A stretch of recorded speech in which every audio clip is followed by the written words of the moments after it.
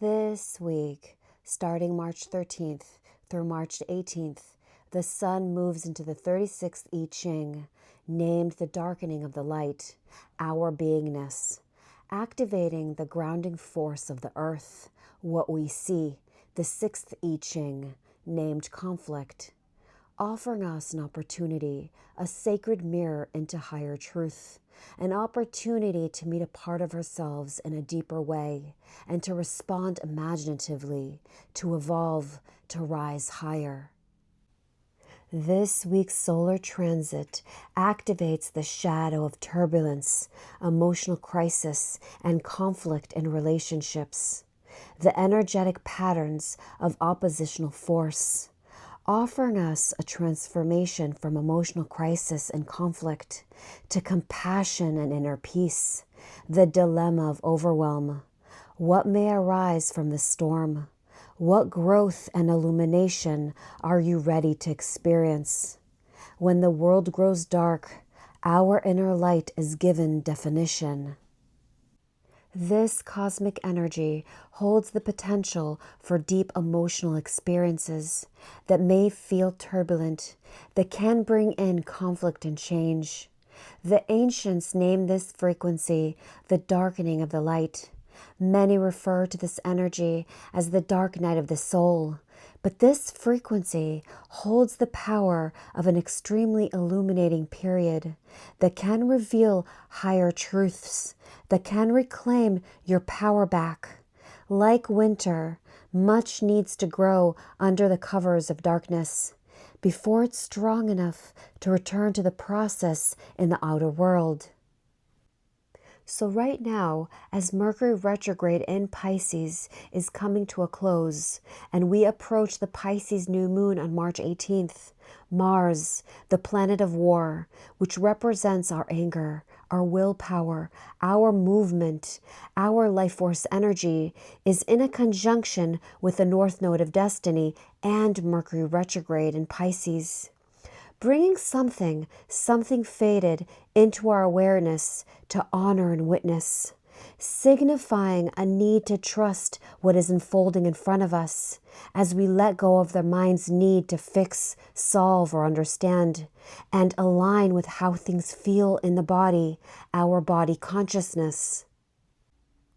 The transiting North Node of Destiny is activating the 37th ICHING, bringing to our awareness themes of tribal bonds, loyalty, and unspoken emotional agreements that may not feel authentic or aligned now, having us question, who is my tribe?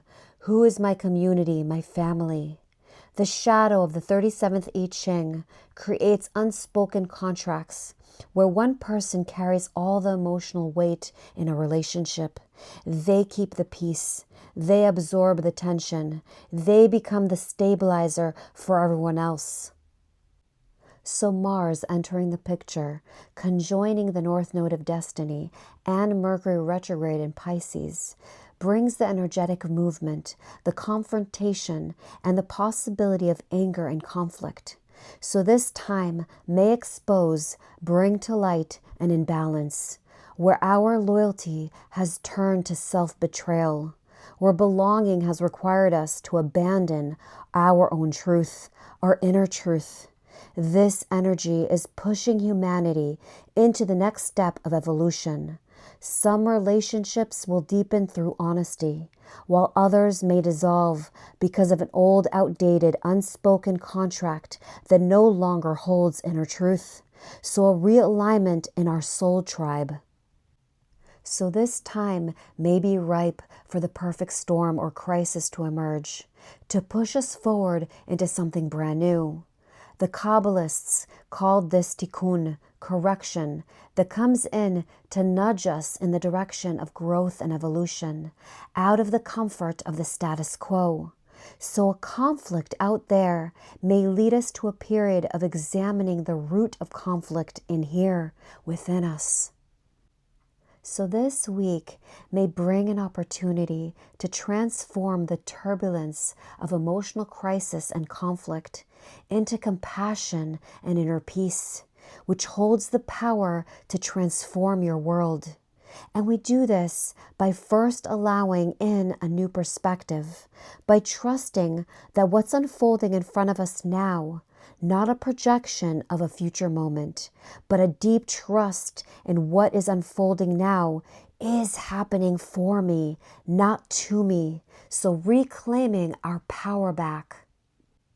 And the second step requires the greatest art of all, the art of returning love to non-love, which means that when someone else is bringing a conflict to you, instead of feeding into that energy, the turbulence, the emotional crisis, adding to the conflict, we return the energy with love. And what I mean by love here, it's not reacting and throwing it back at them. We choose to disengage from the battlefield, from the war games. We put down the sword. The only winner of any conflict is the one who keeps the heart open. In the art of returning love to non-love, we learn to love ourselves deeper by taking full responsibility to how we feel without projecting or blaming the other. We learn to have deeper compassion, empathy, and forgiveness for our humanity and the humanity of all those around us.